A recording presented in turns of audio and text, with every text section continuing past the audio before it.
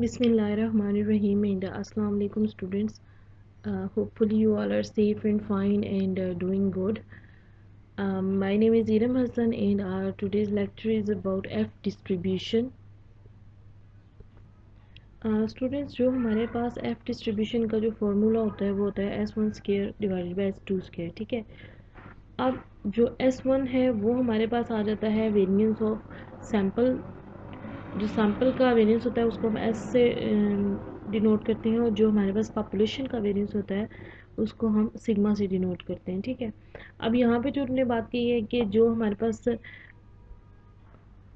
अब ऐसा है कि जो S1 हमारे पास जो है ग्रुप्स हैं, ठीक है। एक एक सैम्पल के लिए हम S1 स्क्वायर और दूसरा जो सैम्पल का है वेरिएंस दूसरे का होगा S2 स्क्वायर। और इसी तरह अगर हम पॉपुलेशन का देखें तो एक पॉपुलेशन का जो हमारे पास स्टैंडर्ड डिवीजन है वो सिग्मा 1 स्क्वायर है और दूसरे का सिग्मा 2 स्क्वायर।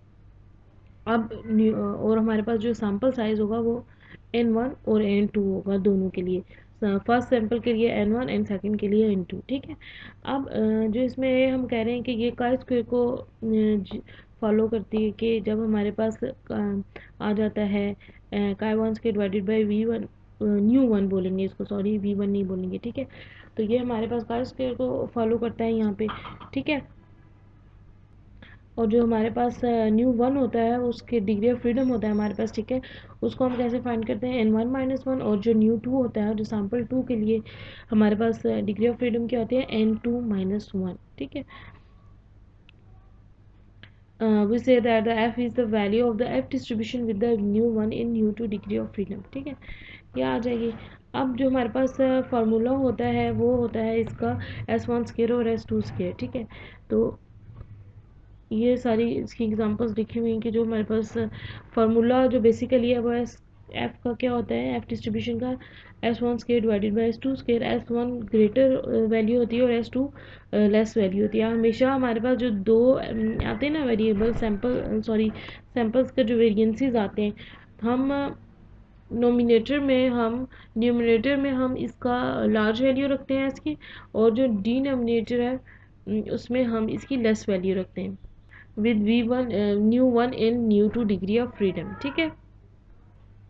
और हम स्टैंडर्ड जब एफ डिस्ट्रीब्यूशन को टेस्ट करते हैं तो उसका यही मतलब होता है कि हम उसमें वेरिएंसेस को लेके चलते हैं, ठीक है। उनके वेरिएंसेस को टेस्ट कर रहे होते हैं कि आया जो हमारे पास दो वेरिएबल्स हैं उनके जो सैम्पल्स हैं, सॉरी उनके जो हमारे पास वेरिएंसेस हैं वो इक्वल हैं या डिफरेंट है। लेकिन हम जो है हम जो इनको लेके चलेंगे इक्वल लेके चलेंगे स्टैंडर्ड डेविएशन को, तो ये कैंसिल हो जाएगा। तो हमारे पास जो फार्मूला है वो एफ डिस्ट्रीब्यूशन का क्या बन जाएगा, S1 square divided by S2 square with new one in new two degree of freedom, ठीक है। न्यू वन कैसे हम फाइंड करेंगे, डिग्री ऑफ फ्रीडम जो है N1 - 1, और न्यू टू जो डिग्री ऑफ फ्रीडम है हमारे पास वो हम फाइंड करेंगे N2 - 1 से, ठीक है। आगे ये आ जाता है हमारे पास कि और एक बात और याद रखनी है कि जो हमारे पास न्यूमिनेटर में जो वैल्यू आएगी वो हमारे पास बड़ी होगी। S1 जो बड़ा होगा वो न्यूमिनेटर में आएगा, और जो डिनोमिनेटर में वैल्यू आएगी ना वेरिएंस की, वो लेस वैल्यू नीचे लिखेंगे। अगर फॉर एग्जांपल हमारा S2 या S2 ग्रेटर आ रहा है तो हम S2 को न्यूमिनेटर में लिखेंगे और S1 को डिनोमिनेटर में लिखेंगे, ठीक है। होपफुली ये कंसेप्ट आपको क्लियर हो गया होगा इसका, ठीक है। नेक्स्ट देखते हैं क्या है हमारे पास। ये वही है कि डिग्री ऑफ फ्रीडम से इस पे क्या फ़र्क पड़ा है। देखिए ये हमारे पास 610 डिग्री ऑफ फ्रीडम है, और ये जो रेड वाली है वो 624 डिग्री ऑफ फ्रीडम के लिए, ठीक है। अब ये क्रिटिकल वैल्यूज़ फाइंड करने का बता रहे हैं, जो कि हम टी के लिए जी के लिए पहले कैलकुलेट कर चुके हैं। इसी तरह हम एफ़ के लिए भी क्रिटिकल वैल्यूज़ फाइंड करेंगे। और उसके अलावा जो डिस्ट्रीब्यूशन है इसकी, अगर हम इसकी ग्राफ बनाएं ऐसे इसकी होगी, ठीक है। और दो एक बात याद रखें, ये थोड़ी रफ सी बनी है, मैं अगेन ट्राई करती हूँ शायद अच्छी सी बन जाए।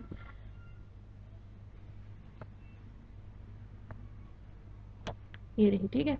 अब ये देखेंगे अगर इसका ये लाइंस लगा दें, ये हमारे पास रिजेक्शन रीजन है और ये हमारे पास एक्सेप्टेंस रीजन है, ठीक है। और ये एक बात याद रखनी है आपने कि जो इसकी हमारे पास जो वैल्यूज़ होंगी वो 0 टू इन्फिनिट तक जा रही होती हैं, ठीक है। जो इसकी डिस्ट्रीब्यूशन है, ठीक है। अब और एक और बात की, जो हमारे पास ये लाइन होती है या जो हमारे पास ये कर्व होती है, ये कभी भी एक्स एक्सिस को टच नहीं कर रही होती, ठीक है। और हम जितना जितना सैंपल साइज बढ़ाएंगे, ये उतना उतना ये जो ग्राफ है हमारा सिमेट्रिक डिस्ट्रीब्यूशन की तरफ जाएगा। और दूसरी बात यह है कि पॉजिटिवली स्क्यूड होती है। दो इसकी रीजंस हैं कि ये पॉजिटिवली स्क्यूड क्यों होती है। एक तो ये राइट टेल होती है, एक ही साइड पे उसकी होती है टेल, और उसकी वजह से। और दूसरा ये कि जो हमारे पास वेरियंस होता है वो कभी भी हमारे पास नेगेटिव नहीं होता, ठीक है। ये दो रीजन है इसकी।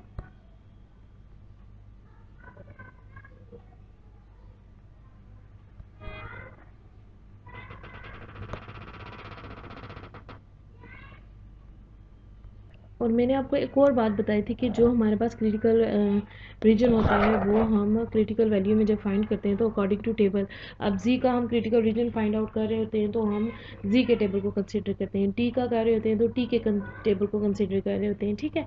और अगर इसी तरह हम एफ डिस्ट्रीब्यूशन को लेके चल रहे हैं तो एफ के अलग टेबल्स होंगे, ठीक है।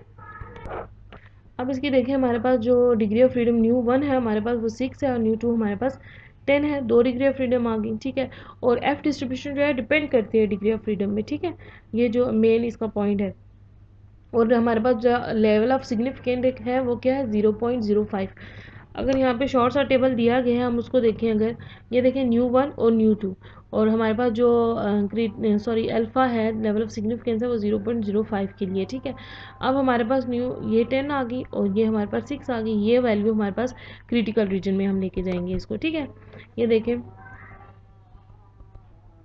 ये रही, ठीक है। 1 आवर 0.05 लेवल ऑफ सिग्निफिकेंस, और न्यू 1 एंड न्यू 2 इसको देखेंगे तो हमारे पास 4.06 आ रहा है, और 1 divided by 4.06 which is equal to 0.246, और इसको हम अब कैलकुलेशंस में यूज़ कर सकते हैं आगे, ठीक है। ये वही टेबल है, उस शॉर्ट सा मैंने दिखाया है कि आपको मतलब हर टेबल का अलग तरीका होता है उसको इसकी वैल्यू देखने का, ठीक है।